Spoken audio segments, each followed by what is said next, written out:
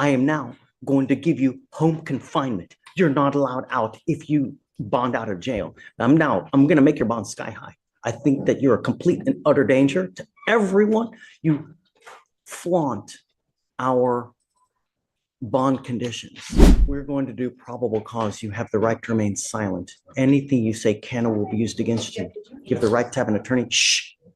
You have the right to have an attorney present. If you cannot afford one, one will be appointed to you, sir. Yes, Judge. The defendant is the complainant's ex-boyfriend. During a walk-in report, the complainant told the officers that her and the defendant had an on and off dating relationship since the 8th grade, but they broke up in June 2024. In September, the defendant told the complainant, "Stop talking all that mess before I come to your house and fucking shoot you." The complainant told the officers that right after the incident, the defendant sent her photos of a gun in his lap. The complainant stated the defendant also told one of the complainant's friends that he was going to shoot the complainant. So tell me about the ag assault. What happened there? Your Honor, in the ag assault, one moment. In the criminal mischief, is it with the same complaining witness as well? The criminal mischief's from a prior event where we had experimented trying a drug and kind of got crazy and broke stuff with it. Yes, Your Honor. And then for the aggravated Completely assault, unrelated. it says the complainant and her friends went to a party, and at the party they saw the defendant trying to get in, but was ultimately turned away because too many people were there already. While walking, the complainant ignored the defendant, and the defendant stated, "Are you going to apologize?" And the complainant kept walking. The defendant began cussing at the complainant and said, "I got it on me." And the defendant said the complainant said at that time, the defendant got a pistol from his ankle and pointed it at her. And then witnesses corroborated the complainant's statement.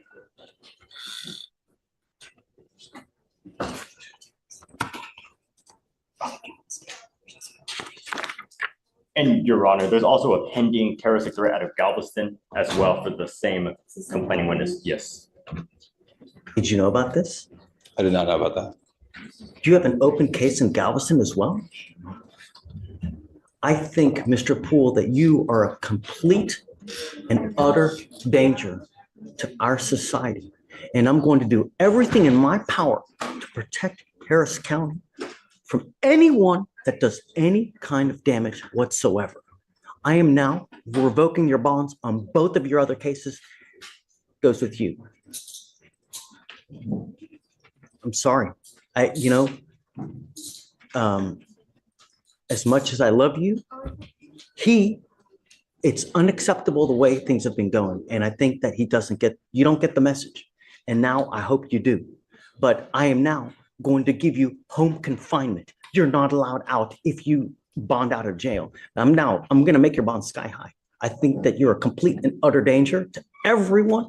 You flaunt our bond conditions.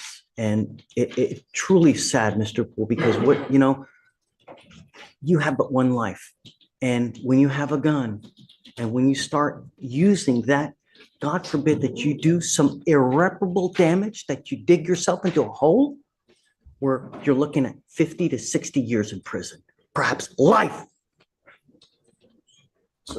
99% of people that are in jail are there because they have no self-control. They either use something, they are on something, and they get upset. They wig out without thinking, if I say this, what's going to happen? If I do this, what's going to happen? It's unacceptable. And now I will do everything, like I said, in my power to protect Harris County. So if you do get out, you must remain home confinement. You're not allowed out. No weapons, no contact with any of the complaining witnesses whatsoever. No dope, no alcohol.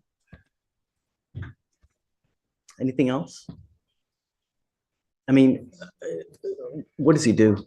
He's a student, Judge. He's a high school student. So I don't know what to tell you, man. I mean, he scares me. understood. And Chip and I are going to put some things together. I think that there's a different scenario really going on than what this reflects in the probable cause statements. And we're going to bring that to the prosecutors. If you have something that shows me different to what they have, I'm all ears. Understood. And with your permission, Judge, if we'll get some time to put that stuff together, we can perhaps readdress the bond. Yeah, absolutely. And I never want to see a kid lose out on school, because to me, it's the most important thing in life, Understood. If we do home confinement, can there be an exception to that when he's at school and he just has to report immediately back to his home? Is he like in high school? He's a high school student. In high school. I mean, Yeah, Judge, he's actually currently, because of this situation, doing online school, so he'll be able to do it from home. Oh, okay, good. So disregard. There we go. Are you mom and dad? Come on up, come up.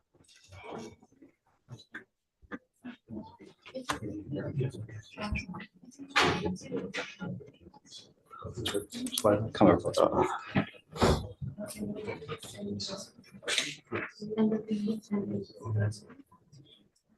Thank you so much for coming. Shh. It's out of control. I don't know what else to do. But it seems that when he's out in public and he's out, partying, as they say, there's a wake of trouble. Did you guys know that he has a case in Galveston as well? No, Your Honor, this is the first time I've heard of that. Is it currently open? It's currently open, Your Honor. Something that the lawyers are also unaware of as well, Well, we think it's all one event that happened over a few hours. We don't know. But it's not though. It's not. He's, 12 in December of 23, we have a criminal mischief, an evading arrest. Now, a couple months later, we've got Galveston. It's not. And I think that we need to really give him a wake-up call before he really does irreparable damage, If I could just clarify the two events here in Harris and the one event in Galveston, we think that was all in the one series of events that happened between a football game and a party on a hotel. We need to figure out what's going on, to figure out why it's continuing to happen. I want what's best for your son. I really do. And I will help you in any way that I can. I have to put him in custody today because I have to show him that it's unacceptable what he's doing and picking up these tuna cases, especially the fact that he's picked up an aggravated assault. That's, you've got a great lawyer.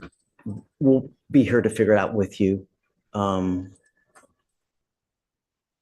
Judge, he's already addressed the bond on the felony case as well. So he's gone in and addressed it with the felony. We're just, Bond, huh? understood. So I'm making your bonds 30,000 each. I don't know if they're going to bond you out, but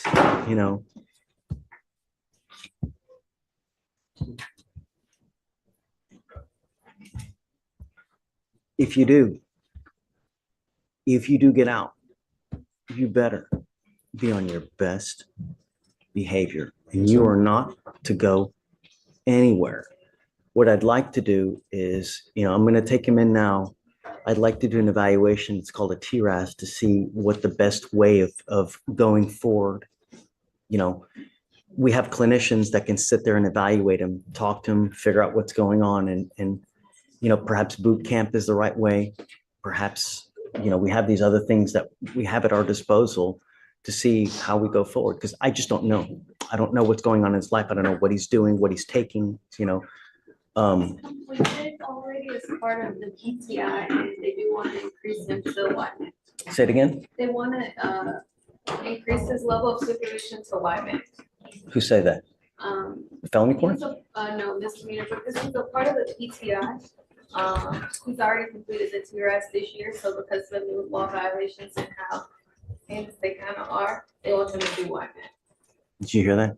I did. Judge, again, I think that these probable cause statements are giving a skewed picture of what's So really that's going right. Let's not put the cart ahead of the horse. We'll give you time. And then if you see something different, just come back and let me know. Okay. Do you have any questions? No. If you need anything, always come back. We're here. We'll help you out in any way that we can. And sometimes some kids are harder to reach, but we'll do everything on our power to reach them one way or the other. So we got you. Okay. We'll take care of you one way or the other. Okay. All right. He goes with you. Oh, yeah. I'm going to do a mow-up. So hold on, Stephen, hold on. Mr. Poole, I'm entering in what's called a magistrate's order for emergency protection that identifies SM as a protected individual. You're not to commit family violence or an assault against this person. commit an act in furtherance of an offense under section 42.072 of the Texas Penal Code, which is the stalking statute. You cannot threaten, harass, use another person to communicate a threat or harassing behavior. You cannot be in possession of a weapon or go within 200 feet of where this person works.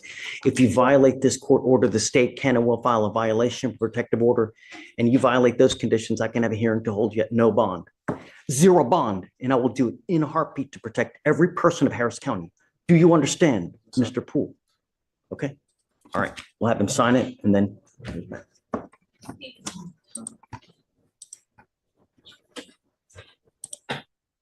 Judge, I just. I hate for-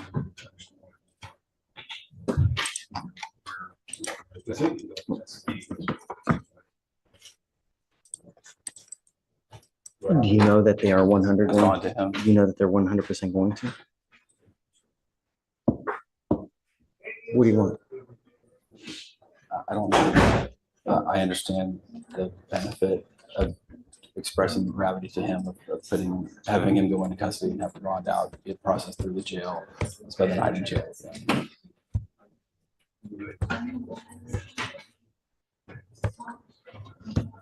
How much you think? That I'm not gonna do. I think that's all right. All right.